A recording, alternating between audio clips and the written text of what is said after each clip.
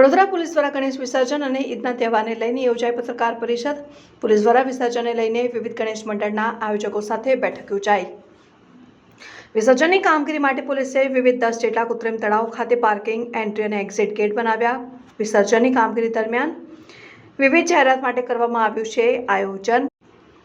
શહેર મહાપાલિકા દ્વારા ઇન્સ્ટોલ કરેલ સીસીટીવી કેમેરા સહિત વિકાસના વિશ્વાસ પ્રોજેક્ટ હેઠળના સીસીટીવી અને બોડી વોર્ન કેમેરા સાથે કામગીરીનું કરાશે અવલોકન। શહેરના ચારેય ઝોનમાં પોલીસ વિભાગ દ્વારા ડ્રોન ઉડાડી કરવામાં આવશે વિસર્જનની કામગીરીનું અવલોકન।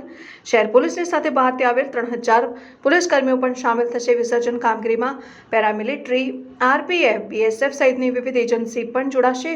વિસર્જન કામગીરીમાં વ્રજ, કરુણ જેવા વાહનો સાથે સ્પેશિયલ ક્વિક રિસ્પોન્સ ટીમ પણ જોડાશે। વિસર્જન કામગીરીમાં શહેરમાં ગણેશ વિસર્જનને લઈને શહેર ટ્રાફિક પોલીસ દ્વારા જાહેરનામા સહિત ટ્રાફિક ડાયવર્ઝનની હાથ ધરાશે કામગીરી।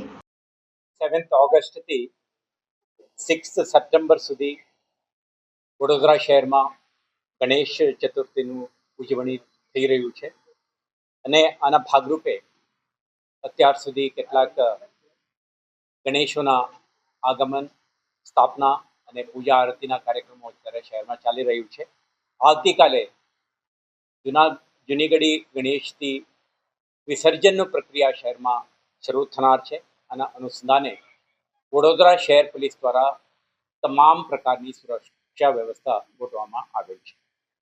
તમે જાણો છો કે ઇન બિટવીન 5 સપ્ટેમ્બરે ઈદ જે મુસ્લિમ બિરાદરો માટેનો એક મહત્વનો તહેવાર છે, આના ઉજવણી પણ થનાર છે।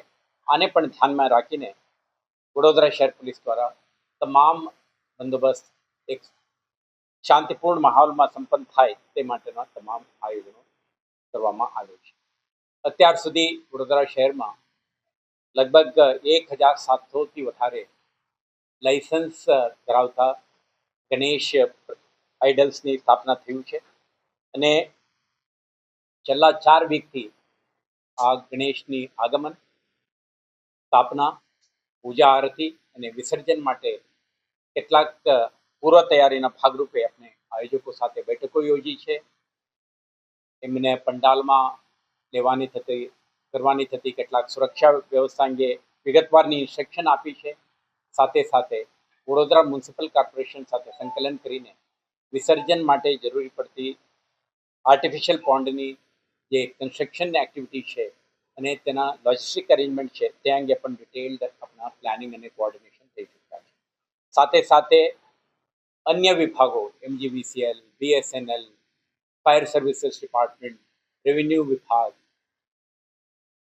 અને જે આરોગ્ય વિભાગ એમના સાથે પણ સંકલન કરીને સમગ્ર બંદોબસ્ત એક શાંતિપૂર્ણ માહોલમાં સંપન્ન થાય, કોઈ પણ આયોજક કે ભક્તજનોને અનાનુકૂળતા ના થાય તે માટે તમામ લોજિસ્ટિકલ અને ઓપરેશનલ સપોર્ટ સિસ્ટમ પણ આપણા ઇમ્પ્લિમેન્ટ કરી છે। આજે ત્યારે ચર્ચા કરીએ છીએ આવતીકાલે જૂનીગઢી ગણેશની વિસર્જન જે વડોદરા શહેરમાં એક મહત્વપૂર્ણ પ્રક્રિયા છે વિસર્જનની, આમાંથી શરૂ થાય છે।